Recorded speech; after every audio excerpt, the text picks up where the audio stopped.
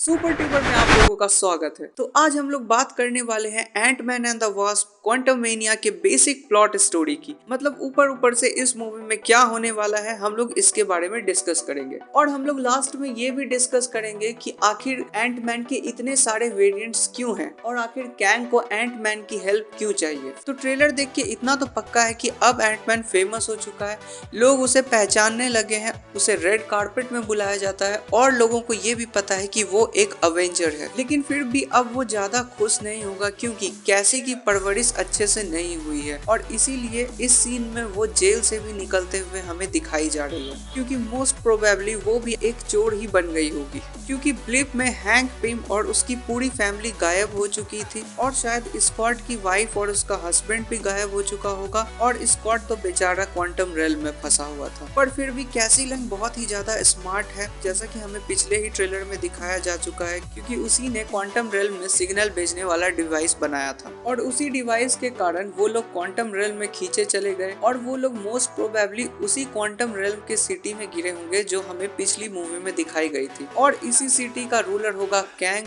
और most probably इस city का नाम होगा क्रोनोपोलिस। अब आते हैं कैंग पे। अब भले ही कैंग टाइम स्ट्रीम को कंट्रोल या इरेज कर सकता हो पर शायद वो भी क्वांटम रेल्म में ही फंसा हुआ है, इसीलिए वो एंटमैन से ये डील करेगा कि अगर एंटमैन उसे एक डिवाइस ला के दे दे तो वो उसे समय लौटा देगा। और अगर ध्यान दे तो एंटमैन 1 में स्कॉट की वाइफ उसे ज्यादा कैसी से मिलने नहीं देती थी, एंटमैन एंड द वास्प में वो हाउस अरेस्ट था, इसी वजह से वो कैसी से ज्यादा मिल नहीं पाता था और एंटमैन एंड द वास्प के पोस्ट क्रेडिट सीन में ही वो 5 साल के लिए क्वांटम रेल्म में फंस गया। तो इसीलिए स्कॉट कैंग से डील करेगा ताकि वो अपनी बेटी की अच्छी परवरिश कर सके। देख रहे हो डायरेक्टर कितना ज्यादा तेज है। अब यहाँ ट्विस्ट ये होगा कि उस डिवाइस से या तो कैंग और उसकी पूरी आर्मी बाहर आ पाएगी या फिर स्कॉट और उसकी टीम। और स्कॉट को यहाँ ये भी पता चल जाएगा कि अगर कैंग और उसकी आर्मी यहाँ से बाहर निकल गई तो वो पूरे अर्थ को कॉन्कर कर लेगा और वो बन जाएगा कैंग द कॉन्करर और इसमें उसकी मदद करेगा मोडॉक। और कैंग को रोकने के लिए ही एंटमैन अपनी जान की कुर्बानी दे देगा और उसे यहाँ पे मिल जाएगा एक हीरोइक डेथ। फिर उसी डिवाइस की मदद से कैसी, होप, जेनेट और हैंक वहाँ से घर वापस चले जाएंगे। तो ये थी Ant Man and the Wasp Quantumania की एक बेसिक प्लॉट स्टोरी। तो अब हम लोग बात करेंगे कि आखिर एंटमैन के यहाँ पे इतने सारे वेरिएंट्स क्यों दिखाए गए हैं और आखिर कैंग उस डिवाइस को खुद से लेने क्यों नहीं जा सकता है। अब यहाँ पे स्कॉट के इतने सारे वेरिएंट्स हमें इसीलिए दिखाए गए हैं क्योंकि जिस जगह पे वो डिवाइस फिक्स होगा उस जगह पे स्कॉट के हर एक अलग डिसीजन पे उसका एक अलग वेरिएंट क्रिएट हो जाता होगा और इसीलिए कैंग यहाँ पे नहीं आना चाहता है, क्योंकि फिर उसके हर एक डिसीजन पे उसका एक अलग वेरिएंट क्रिएट हो जाएगा। तो हम लोगों ने लोकी सीरीज में ये देखा है कि कैंग अपने ही वेरिएंट के खून का प्यासा है और अगर कैंग का एक या एक से ज्यादा वेरिएंट क्रिएट हो जाता है तो वो लोग एक दूसरे को ही मार देंगे और मोस्ट प्रोबेबली वो लोग उसी कैंग को मार देंगे जिसने इस मिशन को स्टार्ट किया है। तो थ्योरी यहीं पे खत्म होती है। आपको ये स्टोरी कैसी लगी अपनी राय कमेंट में बताएं। वीडियो पसंद आई हो तो लाइक करो, सब्सक्राइब करो, जम के सपोर्ट दिखाओ, शेयर करो। बस वीडियो खत्म हुई, अब जाओ यहाँ से।